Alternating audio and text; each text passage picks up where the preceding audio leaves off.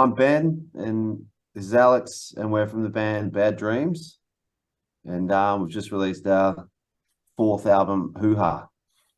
Beautiful, boys. Thanks for joining us today. Good to be here. So, as you mentioned, Bad Dreams recently released your fourth album, Hoo Ha. So, how's the early reception been for it? Yeah, it's been really good.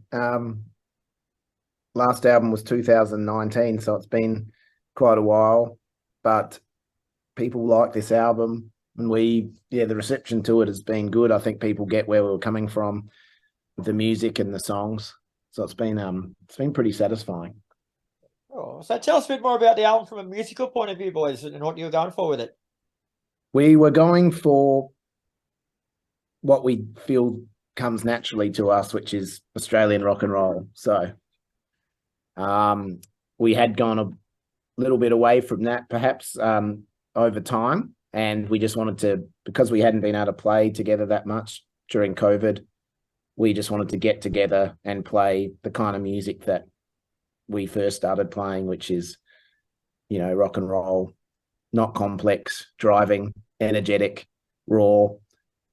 And it kind of came together really quickly because of that. And I think now we've been together for 10 years. We know what the band does well. And we just wanted to stick to that. And then when we went into the studio, we worked with Dan Luscombe as a producer and Andrew Idge as engineer, and they both really understand that music, and they kept us on track and stopped us going off into too many foxholes. Oh, yeah, cool. It's always handy. Yeah. And the press release calls Hoo Ha a much more direct album from the band. Would you agree with that? Yeah, I think so. How so? Well, musically, for one, we just stuck to, we recorded it quickly, didn't worry too much about overthinking it.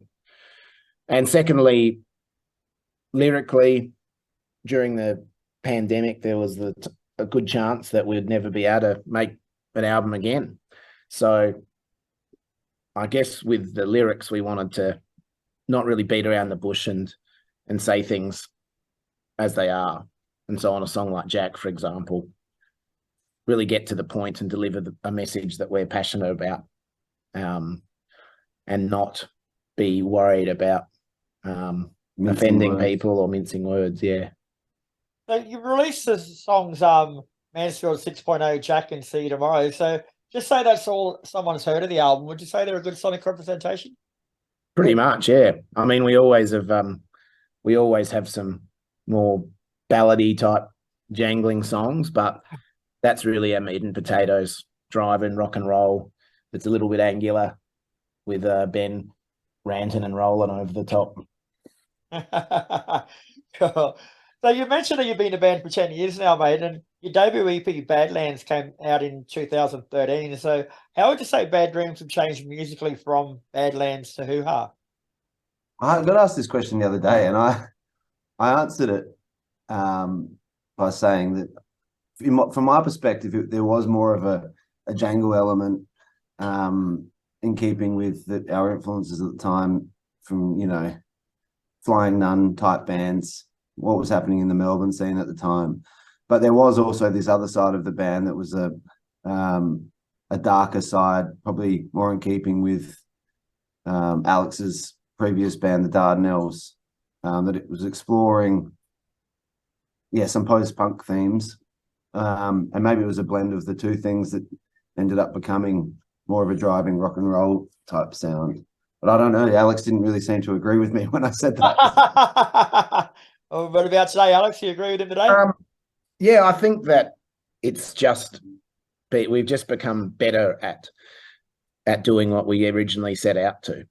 And I mean, that's what's interesting about rock and roll.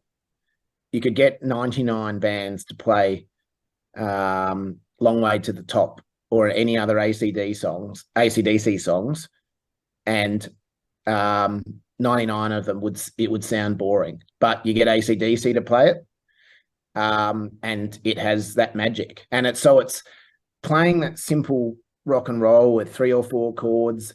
There's not sort of Radiohead arrangements or things like that, but there's a lot of intricacies into why a certain groove sounds good or why a certain chord sounds good.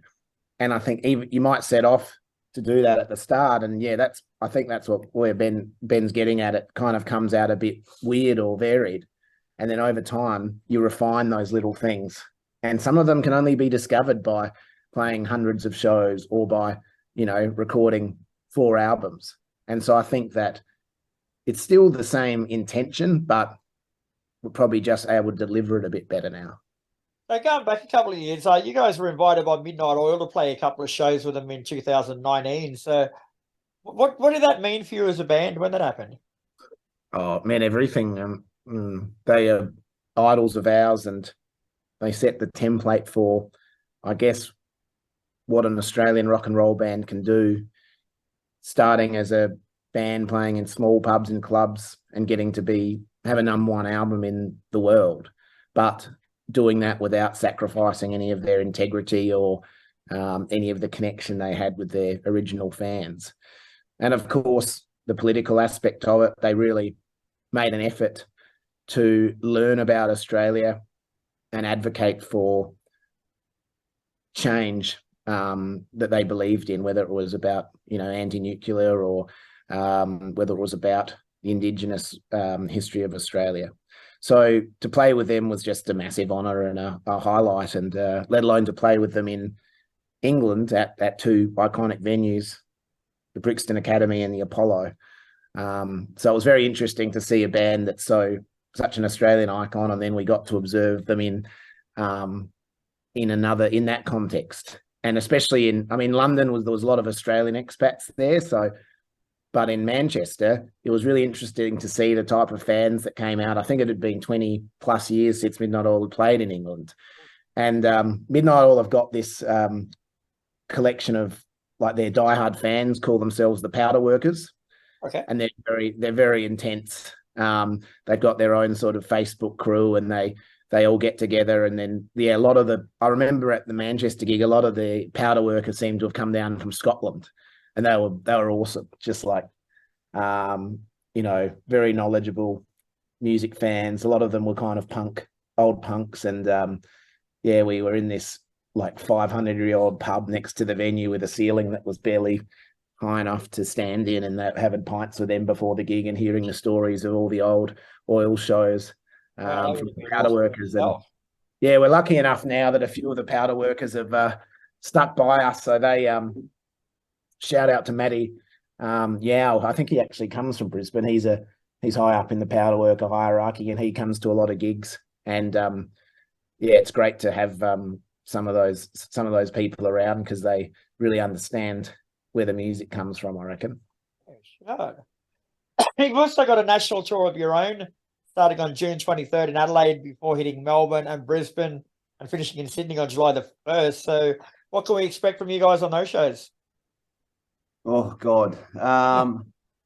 Hopefully just a bit of a step up from what we've delivered in the past. I mean, we sort of pride ourselves on being a good live band and bringing as much energy and power to our performances as that we can.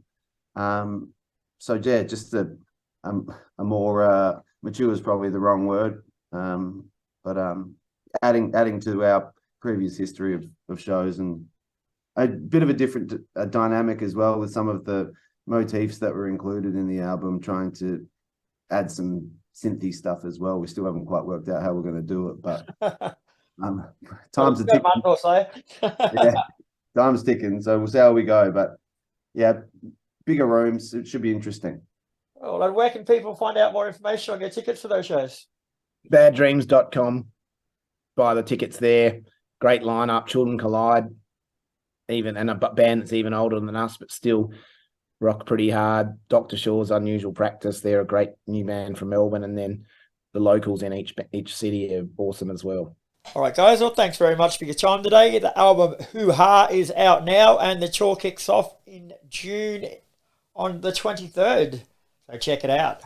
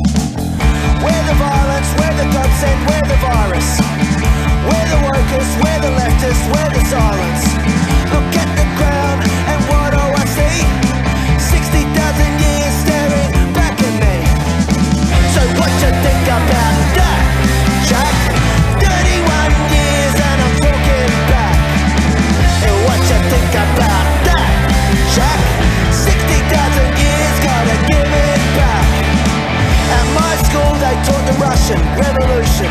The stump jump plough and the Roman constitution. No Benelong, no Madeira, no William Barack. Backed up burning, no words will be, gotta give it back. No Truganini, Gengamara, Billy Barrow. No referendum, stolen children, Eddie Marvo. No language, no treaty, no respect for the land. No problem, no solution, nowhere left to stand. So what you think about that, Jack? 31 years and I'm talking back. Well, what you think about that, Jack?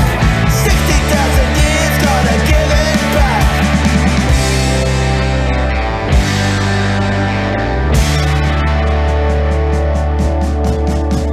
I took a walk down to the lighthouse today, looking for a plaque there that should say that 14 were massacred here on this day. Women and children cut down where they lay. How deep are your pockets? How deep's your coal mine? 'Cause nothing